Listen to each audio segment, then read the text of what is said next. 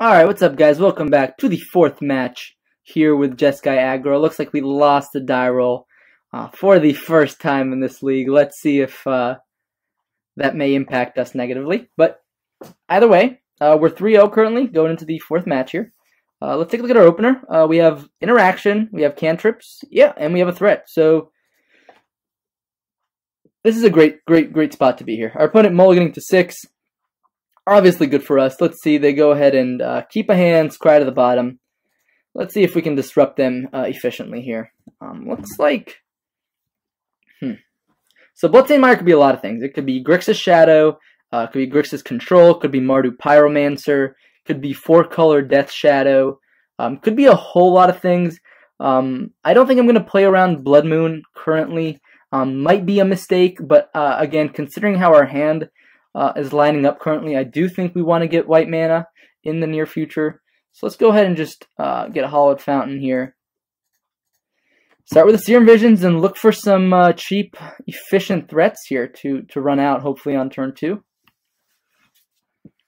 So the only way we could get negatively impacted by this Serum Visions here, Stomping Ground, huh? So it could be just Jund, right? So I like Swift Spear. I don't like Mutagenic, although if they're a Lightning Bolt deck, it could save our Mantis Rider. So that's actually an argument to keep it on. I'm actually going to go ahead and keep both on top, right? Because next turn, if our opponent has a less than interactive start here, we can go ahead and go Swift Spear, Serum Visions. We can't go Swift Spear, Lightning Bolt. Ooh, Dredge maybe? Dredge. Okay, an awkward start from Dredge. So this is exactly the kind of match where we want to just take advantage of the early game here. Now I'm going to go ahead and get this mutagenic growth in here basically as soon as possible. At this point, I don't think we need a Storm Chaser Mage. I think Snapcaster Mage is just fine for more... Let's go ahead and get in here for damage. Like, we just want to apply pressure on our opponent ASAP here. Our opponent's slow. We were on the draw, you know, so this is... Wow, and our opponent didn't even hit lands off of their Dredge here, so Life from the Loam could just be a 2-mana, put something into the graveyard, right? I imagine if they didn't go Cathartic Reunion last turn, that they don't have it. They could easily have the third land naturally, though. They could have, like, another fetch land. Actually, we know they have a fetch land, right? Because they got it back with Bloodstained Mire. So we know 2 cards in their hand, Life from the Loam, Bloodstained Mire. But again, I imagine if they had Cathartic Reunion, they would have played it last turn. Wow, Lightning Axe. Okay. Sure, that's a piece of interaction, right? Insolent Neonate. Also a great card here. I imagine my opponent's going to go... Let's see, what did they discard? Oh, they just discarded a card? Discarded a land? Interesting. Alright. Oh, that's 2 Prize Amalgams, huh? Oh, they discarded Prize Amalgam. Okay, so... Looks like we're going to be going down to an old-fashioned race here. And our opponent does have a Stinkweed Imp in the yard now, which is pretty good for him. I think here... I do want to get this Mantis Rider down, because it does represent potentially 6 damage over 2 turns. And if we hit another white source spot... Do they have another Lightning Axe? No. No Lightning Axe. Okay. If my opponent fetches again, though, they are dead to Mantis Rider hit plus Helix plus Bolt. Ooh, they hit a Haunted Dead. That's so good here. That means they can actually block Mantis Rider. This is intense. Imagine my opponent's going to go and attack with their 2 Prized Amalgams here. Attack with everything. I think I'll take the block. Again, I don't think there's any reason to not just block there. Dark Blast, huh? Okay, that's a reason not to block there, I guess. But again, if my opponent fetches here... Haunted Dead does cost black mana, right? Yeah, interesting. Whew. Okay, so we're not dead. Close to it, but not dead. Oh, wow. Another prize amalgam. Yep, so I think we might actually be dead here. Right, that is 9 damage. Swifty? If we had another land, Swifty might have done it, but no, because then she would have still only been 3 damage. So does Helix brings us up to 10?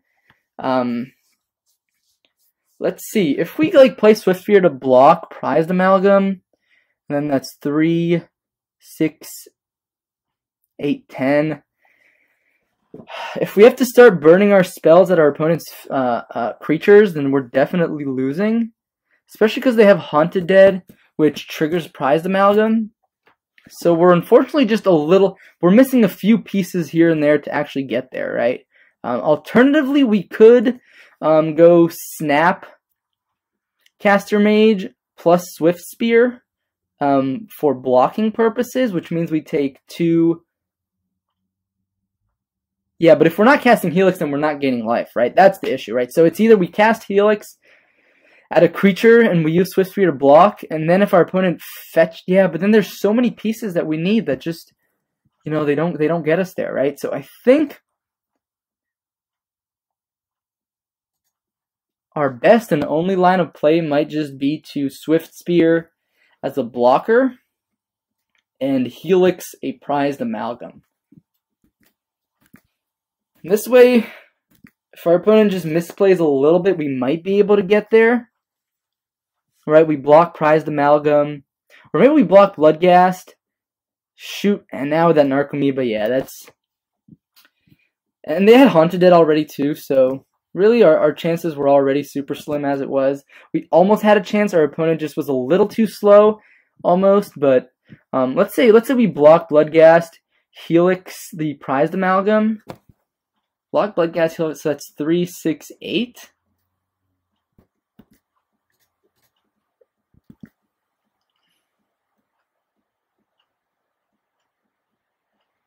If I had blocked the Prized Amalgam here, that would still 10, right? That's math, right? Yeah. Let's go ahead and shoot the Amalgam. So now keeping that Snapcaster Mage on top kind of feels bad, you know.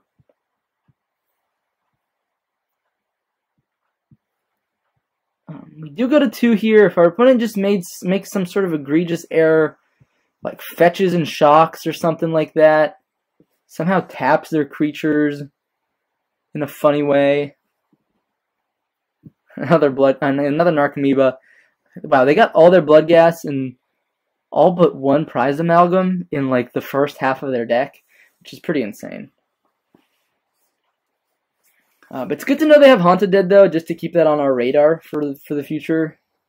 And they also had that Lightning Axe and another... Wow, so they have 2 main... Oh, no, they Dredge Dark Blast. So, I think we're pretty dead here.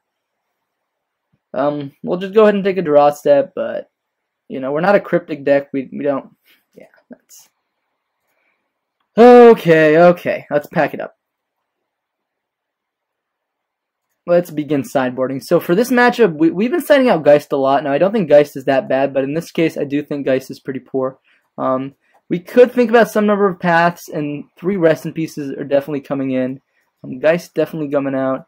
Dispel doesn't really hit anything. Molten Rain, again, not great against a Life of the Loam deck, and Wear Tear does absolutely nothing here. Vapor Snag is quite awkward in this matchup. That's not necessarily true, actually. Like, bouncing Narcomoebas and things like that might be relevant. Obviously, let's get these Rest in Peace in here. Yeah, weirdly enough, Vapor Snag might actually be better than Path to Exile here, now that I'm thinking about it. Maybe we want to cut some number of Snapcaster Mages because we're bringing in all these Rest in Peace. Snapcaster Mage is a decent card, though, if we don't end up getting the Rest in Peace. So maybe we can cut a Vapor Snag. So 2 Path, 2 Vapor Snag, 2 Snappies, 3 Rest in Peace. I do think Hazoret is okay here. He's Reach. He punches in for a ton of damage, especially if our opponent doesn't have anything to block with it. Obviously, it's a little slow, but I do think this is one of the matchups where he's okay. Let's go ahead and mulligan this hand. Not quite. Wow. Yeah, even this hand, I think we can do better than this. Alright, that's a rest in peace. So, obviously, awkward land here in the form of Hollowed Fountain as our only one lander. I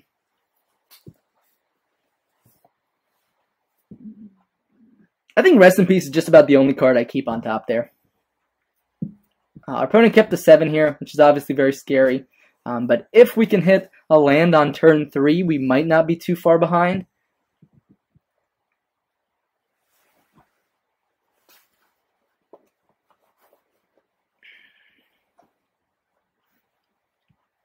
Again, none of our hands had more than 1 mana at any point, right? So it can be tempting to keep a 6, but there are 5-card hands that are better than 6. At this point, I felt that there weren't that many 4-card hands better than our 5.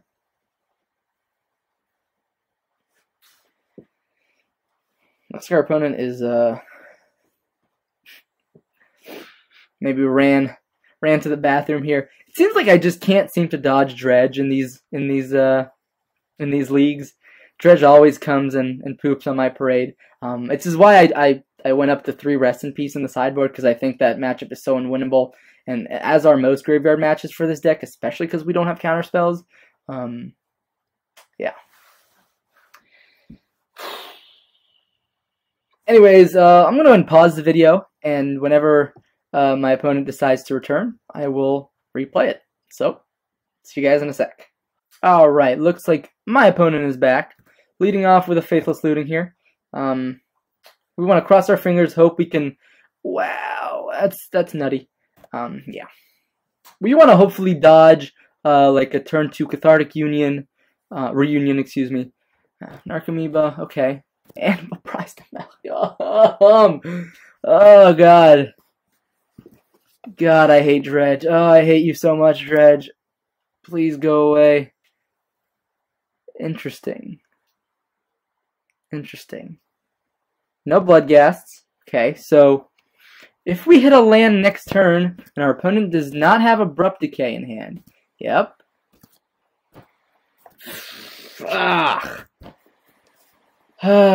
We had a chance, but that's what we get for, I guess, scrying rest. But, like, the thing is, if we don't scry rest in peace to the top, how are we winning this game if we don't draw rest in peace, right? That's kind of what these linear matchups come down to sometimes. It's our sideboard cards. And obviously, it would have been nice if we could have hit some lands there, but, you know, that's magic sometimes. Now, we're not necessarily dead yet, but we're pretty close to it, I would say. Especially because now our opponent's got plenty of lands, swinging at us for 4 here. We could just Path to Exile. Actually, I think I'm going to Path to Exile here. There's no Bloodghast in the yard, so giving my opponent a land there, you know, not too scary. So if we hit a land right here, it might be a game. Mutagenic Growth. Yeah, I mean, if our opponent just bricks on 1 more, but next turn they have, like, Faithless Looting into a bunch of more dredging.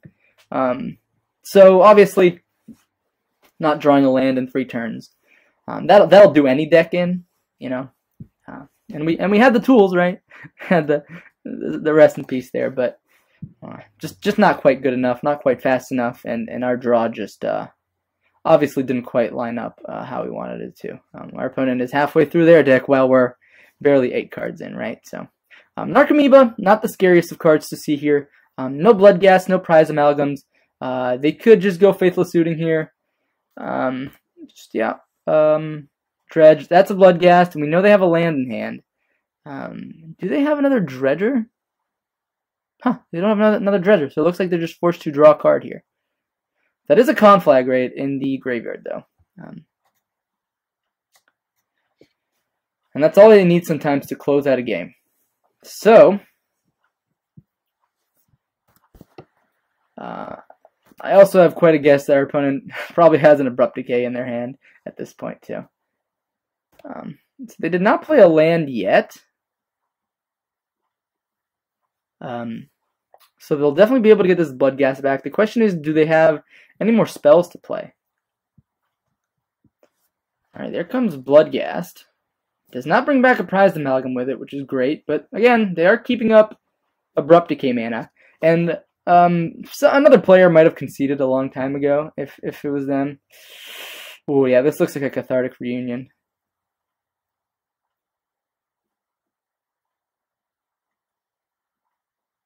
What happened there? What did they, Oh, they cast Conflagrate. Okay. By the way, we drew a land, guys. And our opponent just basically discarded their entire hand. So if we can answer what's on the board... Oh, God.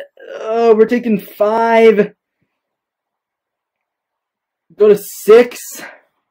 Path to Exile. Maybe. Alternatively, we can go Snapcaster Mage, block, and we can save. They might have a Dark Blast, though, which is why I would consider not doing that. Yeah, we're, oh yeah. We're pretty dead here. Unfortunately, God, imagine if we just drawn that land earlier. Like, this is almost a winnable game all of a sudden, right? If we draw Spire Bluff Canal, we're technically not dead.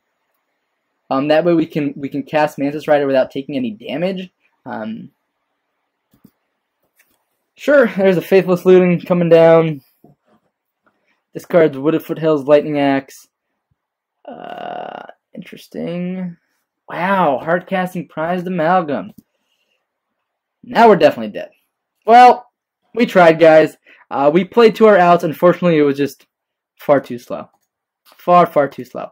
Anyways, thanks you guys so much for watching. That was the 4th match here with Jeskai Aggro. Looks like we picked up our first loss here in the 4th round. But, you know, it happens. It happens. Anyways, thanks you guys so much for watching again, and stay tuned for the 5th and final round in this modern competitive league.